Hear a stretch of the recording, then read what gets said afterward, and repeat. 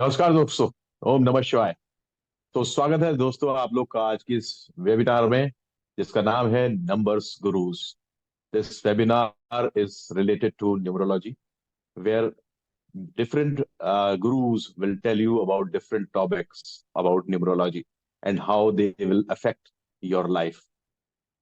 तो सबसे पहले मैं बता दूं कि न्यूमरोलॉजी, आप लोगों में से कुछ लोगों को तो पता है कि न्यूमरोलॉजी होती क्या है, और शायद कुछ लोगों के लिए बिल्कुल ही नया टॉपिक हो सकता है। मे बी आप लोग को आपने कभी सिर्फ नाम ही सुना हो, आपको जानकारी ना हो इसकी। लेकिन कोई बात नहीं, हम यहाँ सारे गुरुज आपको आज न्यूमरोलॉजी से रिलेटेड कुछ टॉपिक्स के बारे में ओवरव्यू देंगे, आपको जानकारी देंगे, कुछ रेमेडीज भी बताएंगे कि किस चीज को करने से किस चीज में आपको सफलता मिल सकती है, किस चीज से आप हैप्पीनेस ला सकते हैं, अपनी लाइफ को खुशियों से भर सकते हैं। सो न्यूमरोलॉजी है क्या? न्यूमरोलॉजी हिंदी में इसे अंकशास्त्र बोलते हैं। कुछ लोग कहते हैं कि न्यूमरोलॉजी, कुछ लोगों का मानना है कि न्यूमरोलॉजी सिर्फ और सिर्फ अंकों का खेल है। तो मैं आपको बता दूं दोस्तों, मेरे हिसाब से न्यूमरोलॉजी सिर्फ और सिर्फ नंबरों का खेल नहीं है। मेरे हिसाब से ये हमारे प्लैनेट्स, नंबर 1 से लेकर के नंबर 9 तक, सभी नंबर हमारे किसी न किसी ग्रह को से संबंधित हैं। तो मैं पर्सनली इसे न्यूमरोलॉजी ना कह के, सिर्फ न्यूमरोलॉजी ना कह के, I always say it is वैदिक न्यूमरोलॉजी, नॉट ओनली न्यूमरोलॉजी। सो दोस्तों, here I am now starting. My name is Neeraj Verma. First of all, let me tell you, my name is Neeraj Verma, and I am working in a IT industry since 15 years, and uh, providing solution in the field of numerology and astrology, because I am a certified numerologist and Vastu consultant as well as astrologer. So I am providing solution related to different aspects of life from many years now. तो मैं today आपको बताना चाहूंगा कि numerology में दो अंक सबसे महत्वपूर्ण होते हैं। एक होता है मूलांक और एक होता है भाग्यांक। न्यूमरोलॉजी में हम उसे मूलांक कहते हैं। जैसे अगर आपका किसी का जन्म 1 तारीख को हुआ है तो वो उसकी डेट, उसका मूलांक है। लेकिन अगर किसी का जन्म 21 तारीख को हुआ है तो उसका मूलांक हुआ 2+1 = 3। बिकॉज न्यूमरोलॉजी सिर्फ और सिर्फ एक डिजिट नंबर पे काम करती है, इसमें दो नंबर का कोई काम नहीं है। और एक और चीज है कि यहाँ पे सिर्फ नंबर 1 से लेकर के नंबर 9 तक यहाँ न्यूमरोलॉजी में नहीं है। अब आते हैं भाग्यांक पे। भाग्यांक क्या है? भाग्यांक कुछ लोग कहते हैं डेस्टिनी नंबर और कुछ कहते हैं life path number. So as you can guess with the name of life path number what it is.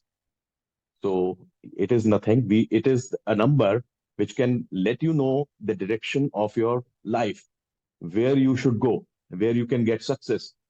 तो दोस्तों, अगर हमें पहले से पता हो कि अगर हम इस दिशा में आगे बढ़ें तो हमें कम मेहनत के बाद भी ज्यादा सफलता मिल सकती है, तो क्यों ना हम उसी, तो क्या आपको लगता है कि हम उस रास्ते पे नहीं जाएंगे? हम उसी रास्ते पे जाएंगे जहां पे हमें कम मेहनत से ज्यादा सफलता मिले। भाई राइट? क्या?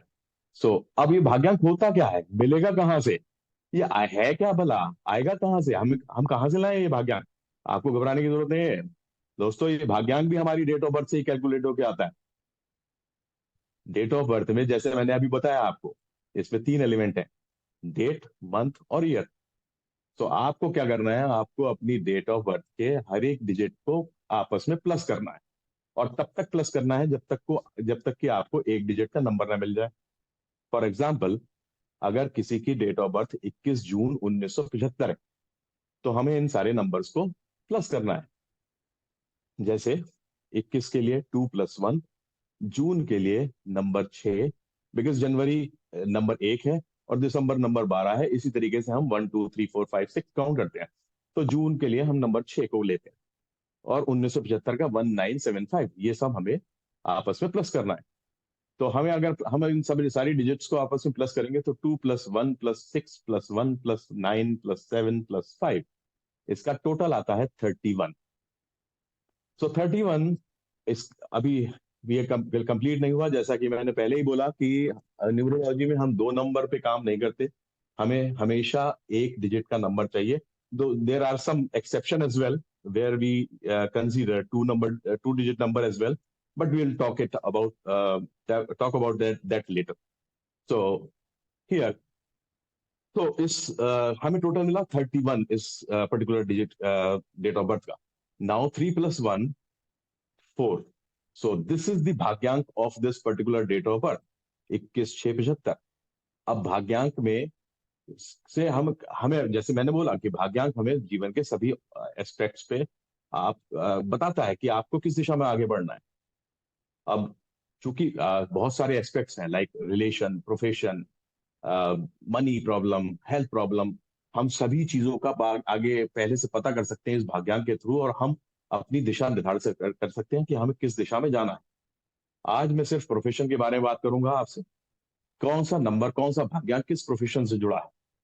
तो बात करते हैं नंबर 1 की. नंबर 1 जो कि सूर्य ग्रह को डिनोट करता है, और ये जुड़ा है टीचिंग, लीडरशिप और प्रशासनिक सेवाओं से. नंबर 2 जो कि चंद्र को डिनोट करता है, ये टीचिंग, जर्नलिज्म, ये सारे प्रोफेशन इसमें आते हैं. नंबर 3 जो कि जुपिटर है, एजुकेशन, एडवोकेट, जज, all these professions are related to this number. Number 4 Rahu को डिनोट करता है, occult, and then railway, all these professions are related to that. Number 5 mercury, it is related to tourism and finance. Number 6 venus, horticulture. Number 7 ketu, it is related to yoga and then swimming. And then number 8 is related to Saturn. Saturn is related to profession engineering and occult again.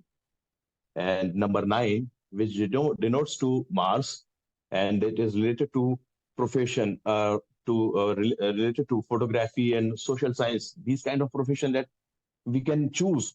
So दोस्तों, अगर हमें पहले से पता हो कि हमें किस दिशा में पढ़ाई करनी है, किस सब्जेक्ट की पढ़ाई करनी है जिसमें हमें सक्सेस मिल जाएगी, या हमें पहले से पता हो कि हमें कौन से प्रोफेशन में जाना चाहिए, तो हम उसी तरीके से पढ़ाई करेंगे और उसी प्रोफेशन को चूज करेंगे जिससे हमें कम मेहनत में ज्यादा सक्सेस मिल सकती है.